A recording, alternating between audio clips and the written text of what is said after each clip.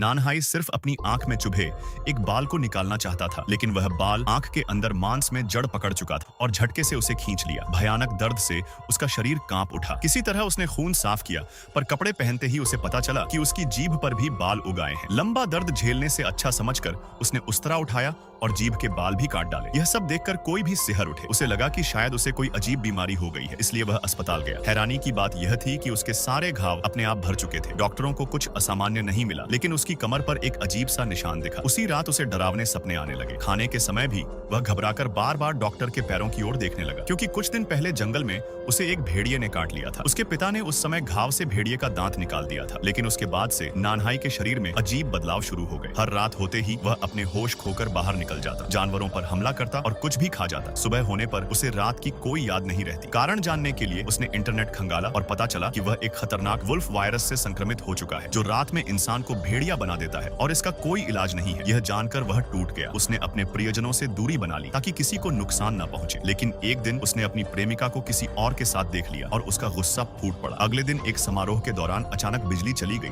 और अफरा तफरी मच गई। कुछ ही मिनटों में वहां भयानक हंगामा हो गया। केवल उसकी प्रेमिका को उसने छोड़ दिया। सुबह जब पुलिस पहुंची तो दृश्य देखकर दंग रह गई और नानहाई की तलाश शुरू कर दी। नदी में अपने होश में लौटे नानहाई को पता था कि अब वह बच नहीं सकता। वह घर लौटा, जहां उसके चाचा ने उसके लिए आखिरी बार नाश्ता तैयार किया। तीनों चुपचाप खाना खाते रहे, क्योंकि सब जानते थे कि आगे क्या होने वाला है। थोड़ी देर बाद पुलिस घर पहुंच गई और बेचार नानहाई आखिरकार जिंदगी से हार गया। यह सब देखकर उसके चाचा फूट फूट कर रो पड़े।